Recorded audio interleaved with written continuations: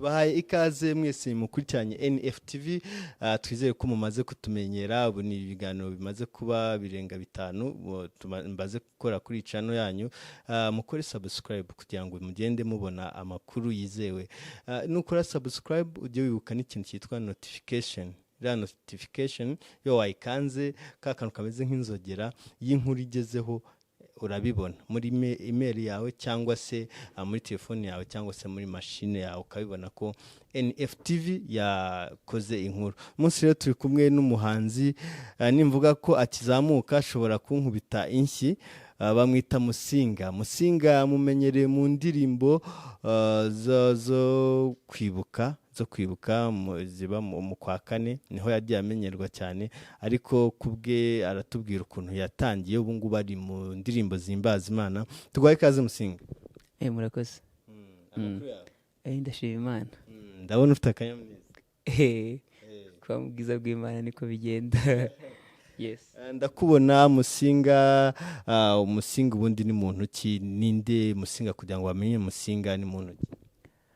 MUSINGA umusore mu rugo mvuka i Nyanza. Yes, mvuka i Nyanza, nsengera muri Zion Temple i Nyanza. Yego. Turakubona na gitari. Ese muri Kigali waje guhaha bimeze gute ko i Nyanza na Kigali ni kure? Yes, i Nyanza na Kigali ni kure, ariko kubw'umurimo w'Imana ni hafi. Ni mu rwego rero naje kugira ngo nkomeze ibikorwa byanjye byivuga butumwa kubw'umurimo wa data. Ni MUSINGA nzi mu uririmba indirimbo zo kwibuka cyangwa ni mukuru wawe? Oya, ni jewe. Ego.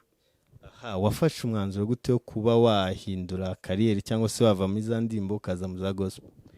Ntabwo ari jewe.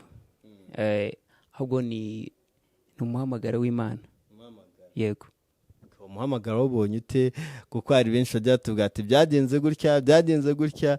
Ari witwa Kagame Manzi Justin ngo yagiye muri studio ngo bamuha beat ngo yumva ni sawa ngarabanga kwakora gospel. Asanzwe ari umuhanzi ariko ukora ibiganiro, n'umunyamakuru. Mbabari n'umunyamakuru, ni azatubwira n'umupasiteri niba ari iki, ariko naye ngo yagiye yumva beat.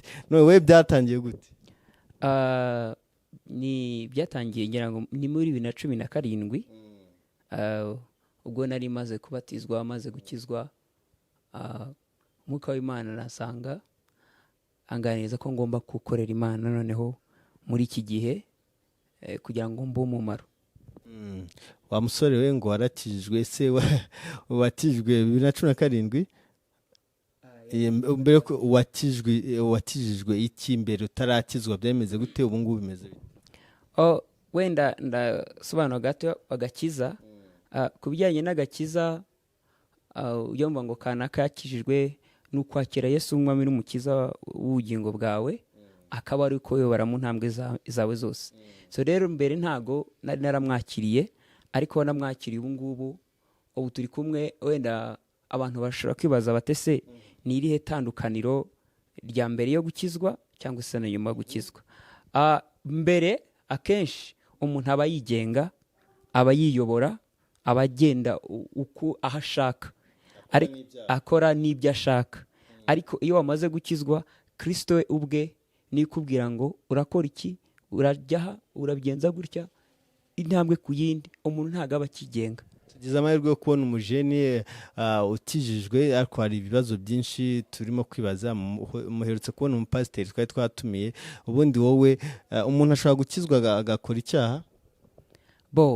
Ijambo ry'Imana riravuga ngo uvuga ko ari nta cyaha araba ayise umunyabinyoma. Ariko nanone ntabwo tugomba mu Bagalatiya 5:19 hari ahantu hagaragara imirimo ya kamere 22 hakaza imbuto z'umwuka wera. Ntabwo noneho hari ukuvuga ngo tugiye kubyivuga gatamo tongere tubisubiremo. Oya, ahubwo iyo umuntu amaze gukizwa hari ibintu bita péché d'omission. Péché d'omission ni ibyaha ushobora gukora utabyitumye, utabizi. Utwo dushobora kubaho, ariko nanone ijambo reka bango twezwa n'amaraso ya Yesu. ibyo mbere yuko tutangira none ndacyakubaza ibibazo byinshi. Uvuka mu bana bangahe se? Aho uvuka i Nyanza nahagana hehe exactly se? Niho urateganya kugumya ukorera umurimo w'Imana aho ngaho cyangwa uzimukira muri Kigali? Musubize. Abantu tuvukana vuka mu muryango bari abana 9 ariko ubu turi 7. Icyo warumbajije aho mbi Nyanza, yego niho nkorera umurimo, ariko nanone ntabwo ari kuvuga ngo ni mu rugo, ntabwo ari ngo nzahaguma, kuko n'ubundi ijambo ry'Imana tugende tuvuge ubutumwa mu mahanga yose, no kugera ku mpera y'isi. Muri makere niyo mpamvu navuye nkaza hano wenda i Kigali, ntago babona ama TV, kandi turi mu gihe cy'ikoranabuhanga cyane, aho tugomba kwifashisha ikoranabuhanga kugira ngo ubutumwa bubashe kugera kuri, kuko niyo si turimo uyu munsi. Nukuvuga ngo rero kuba i Nyanza nahaba, ariko nanone ntibivuga ko ntazajya nkomeza kuvuga ubutumwa nkagenda, nuko ubuzima bugakomeza, ariko ndi mu murimo wa data. Yes, wagumye uvuga umurimo wa data. Reka twumve kuri iyo ndirimbo yawe nshyashya, uducurangira agace gato kugira ngo twumve koko niba ubirimo. Nakwibutsa ko ari NFTV, ukora subscribe kandi unatange commentaire, uvuga ati se uyarashoboye cyangwa se agume mu byo yararimo cyangwa se imeze gute.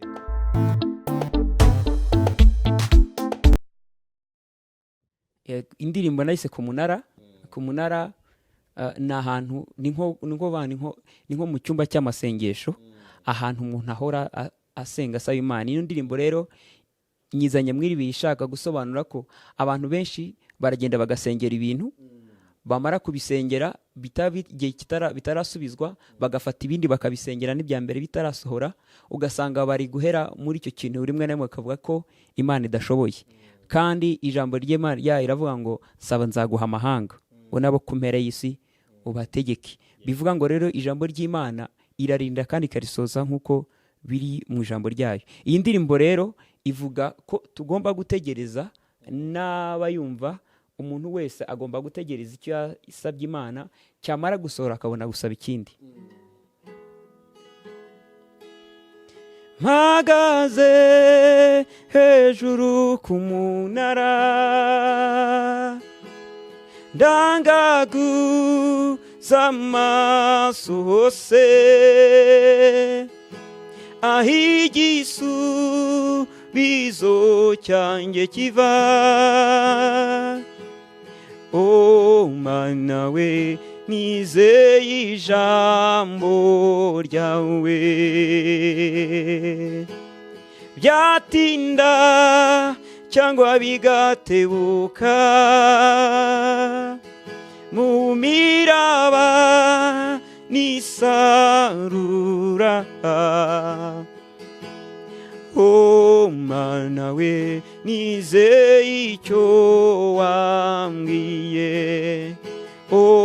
Mana we, nzakomeza nkwizere. Abagaragu bahanga amaso shebuja, ndetse n'abasha bakayanga nyirabuja, ariko jyewe mpanze amaso kuri wowe, gutabarwa kwanjye guturuka kuri wowe. Haleluya,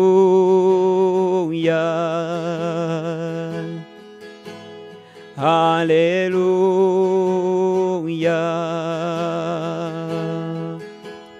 haleluya.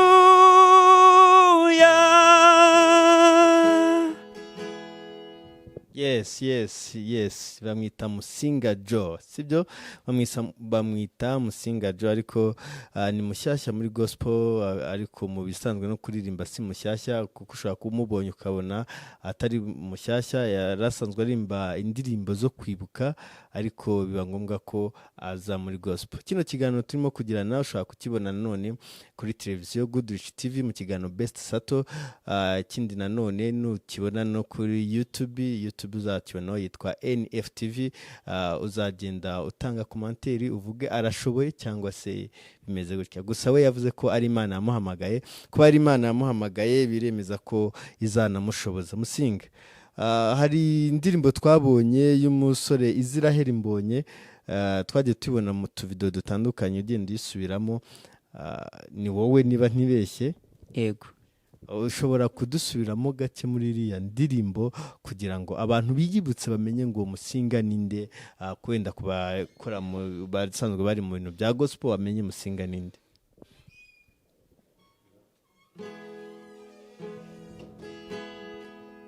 Anyemeza ko n'umunyabyaha ngo ninze negera hari ku gicaniro ngo mbabarirwe ndirimba indirimbo z'urukundo.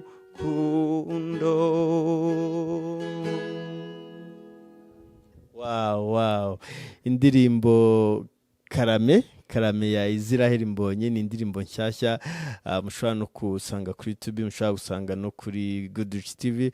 Ni umusore w'umuhanga murabyumva, ariko nanone tujya tubona abantu batangira barimba gospel. Twarabonye ba Bravani, turabona ba Victor Kotana, turajya tubabona ba Debeni, ba Medingirira ubuntu batangira bakora gospel kunyuma bakajya muri sekira. Wowe ubwo ejo ntituzakubona urimo kurimba ngo ndagukunda nzapfa ejo, ibintu nk'ibyo? Mbere ku icyo kibazo mbajije, ndi muri kaminuza muri 2012, nahoraga ndeba ariko nkibaza nkavuga ngo ese ndaririmba iki. Icyo cyahe hari hagezwe, ntekereza ko mu Rwanda, mu mbabare kuvuga ibi, ntago muzika yari bwamere neza nk'uko tuyibona ubu. Anakundaga kureba abanyamerika nkabona abaririmba baraho wenda barimo baratumura imyotsi y'itabi, abandi kubona nyine abakobwa ku ruhande, kandi ntabwo nari bwakizwe, ariko numvaga ntabishaka, numvaga icyo kintu rwose ntagishaka.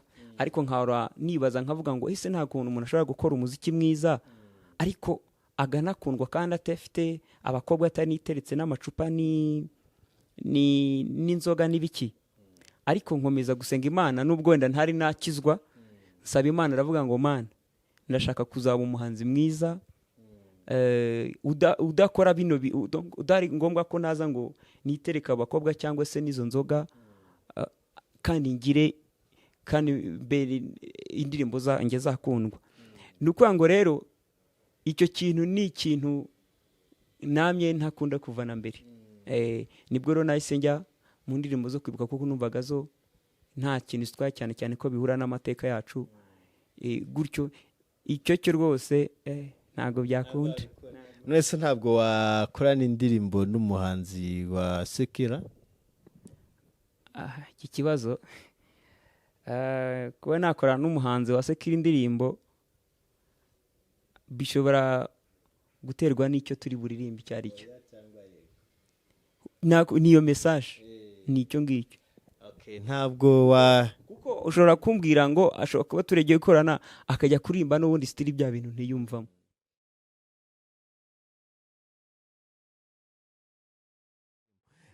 Musinga rero turimo turajyana ikiganiro kirambuye, ngaho tubwire indi ndirimbo tuyitegereje ryari, se amashusho turabona ryari, kugira ngo abakurikirane kuri YouTube, abakurikirane kuri televiziyo babe bashobora kuzabona Musinga mu mashusho y'indirimbo. Abijyanye n'indirimbo nk'iyo ku munara, abantu kuri YouTube yo iriho video ntago ndazikora. Ikintu cyitwa Lebo Sky ubyumva kuki utabishaka ngo babe bagufasha? Ntago nzi wenda uryo biriya ndabyumva, ariko ntekereza ko bari abantu akenshi ni nka kwa kundi babenguka umuntu, nicyo ntekereza. Ntago navuga ngo ngiye kubashaka, urumva ngo mfite gutya ngo bimeze gutya, ahubwo ntekereza ko ari bo bashobora kuvuga ngo uyu muntu arashoboye wenda twakorana ni muri ubwo buryo, ariko ntago najya kuba kuko aryo ushobora kugenda ukababwira ugasanga ntabwo bihuye, wenda akakubwira ngo wenda impano yawe ntabwo nyemera woririmba wenda gospel kandi genda ashaka kuhasekira that way. Nkumva ko rero abo ngabo wabibona agashima iyo mpano twakorana mu buryo bwiza n'umurimo ukaguka, numva nta kintu bitwaye na byiza. Twagiye nanone hari ikibazo njya nkunda kubaza abahanzi ba gospel batangiye, ese impumbero yawe ni iyihe? Ese wifuza iki ku bantu bagukunda, abantu bagukurikirana? Ukifuza iki ku itangazamakuru, yaba aba YouTuber, yaba abakora kuri TV, radio, website, ubifuza iki? Ikintu nifuza cyane muri ibi bihe, nkuko wenda apotre wacu ajya bitwigisha, turi muri isi y'ikoranabuhanga. Ubu rero ntabwo wajya gufata uburyo bwo kubwiriza bwariho muri za 90 ngo buzane iki gihe turi muri isi y'ikoranabuhanga, ntabwo byakunda. Ikintu nasaba wenda itangazamakuru umuntu kudushyigikira nk'uko abikora, kandi ndanabashimira cyane. Urebye iki gihe rwose urabona ko umuziki w'u Rwanda ugeze ahantu heza, haba mu hahandi hasanzwe no mu ya gospel, biragaragara yuko, kandi ibyo byose ni itangazamakuru. Icyo nabasaba rero ni ugukomeza bakashyigikira umuziki w'u Rwanda nk'uko bakunda gucuranga indirimbo zaho, nibyo wenda ku itangazamakuru. Hanyuma kuba dukurikiye cyangwa no kuri jye, icyo nabasaba ni ukunkurikirana. Hari YouTube channel ya Musinga Jo, ku mbuga nkoranyambaga za Facebook, Instagram ni Musinga Jo. Hanyuma ibyo donc bakabona byinshi, kuko ndashaka ko umumaro mu gihe gisa nk'iki ubutumwa nshyiraho ntekereza ko buzahindura benshi nk'uko nabisabye Imana. Indi ni yanjye yitwa icyo ngusaba. Data ndaje imbere yawe, negereye intebe y'ubuntu bwawe, wampaye byose, ndagushima, none nyemerera umva ikindi ngusaba. Ndagusaba umwuka w'ubwenge no guhishurirwa, bitume nkumenya, kandi uzame kuba umuramyi mwiza wuzuye ukuri, bitume duhura, kandi uzame kuba umuramyi mwiza wuzuye ukuri, bitume duhura. Uzandinde ubukire bwinshi, ntazibagirwa izina ryawe. Uzandinde n'ubukene mwami, ntazatukisha izina ryawe. Gusa uzampa ibinkwiriye byose wangeneye, uzampe ku by'ubwenge bwawe, bikoreshe umurimo wawe. Mu gihe nkiriho mwami sinkurekura, ndagusaba umwuka w'ubwenge no guhishurirwa, bitume nkumenya, kandi uzampe kuba umuramyi mwiza wuzuye ukuri, bitume duhura.